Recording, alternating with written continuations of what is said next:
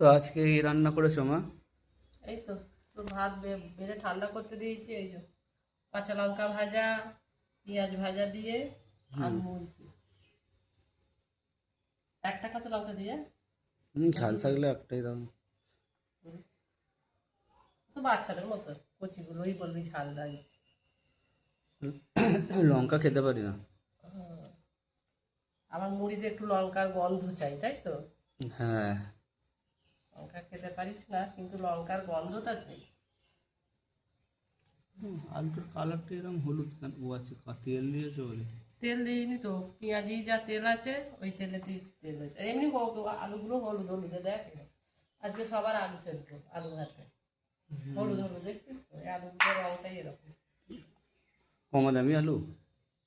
কি জানি কমা দামি কেন, এই তো ভালো আলু সেদ্ধ হচ্ছে, আবার আর কমা দামি কোথায়? এবছর তো আলুর দামটাই কম।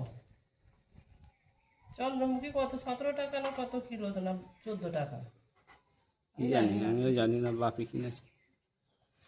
আচ্ছা, পটল ভাজা দিয়ে,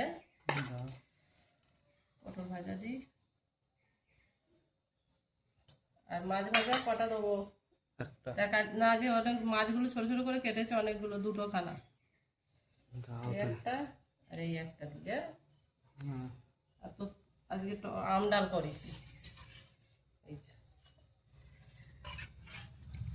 ডালটার কেন কালার আসছে, ডালগুলো এখন সব কিরকম একই দাম নিচ্ছে, অথচ প্রত্যেকবারে প্রত্যেক রকম দাম। দেখ, কেমন কাটছে কাটছে। হলুদ দাওনি নাকি? হলুদ অনেক দিয়েছি, হলুদ বন্ধ হয়ে যাবে। আমি কি এর আগে তো আম ডাল করিনি, না আমড়ার ডাল করিনি। হুম, তাও ঠিক। যত কালো মতো হচ্ছে দেখে আমি তত হলুদ দিচ্ছি। কি হয়েছে তাহলে আজকে? এই ডাল, তো মাছ ভাজা, পটল ভাজা, আর আলু চোখা, আর আম ডাল। মাছ ভাজা, পটল ভাজা, আলু চোখা, টক ডাল হ্যাঁ আর ভাত। হ্যাঁ, সব পরিষ্কার করে খেয়ে নিবি, হ্যাঁ? একটা ভাত ফেলে রাখবি না। আর আজকে আর এই মাছগুলো ঝাল করবো তো, তোর ভাইকে আর দুপুরে ভাজা খাবে, এগুলো ঝাল করে ফেলবো পেঁয়াজ টমেটো দিয়ে।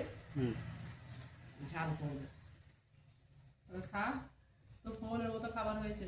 আর হুম। এই খাবারটাই ভালো লাগে গরম, এরকম হালকা বেশ খাবার। আবার আমাদেরও তো এই তো এতটা পেঁয়াজ বোনারে পেঁয়াজ ভাজা রেখে দিয়েছি, কতগুলো লঙ্কা দেখ নাকি, এতগুলো লঙ্কা, লঙ্কাগুলো দিয়ে সব মুলবো না, যার ঝাল কমাবে তাকে আবার একটা একটা দিয়ে দেবো। ঠিক আছে, খা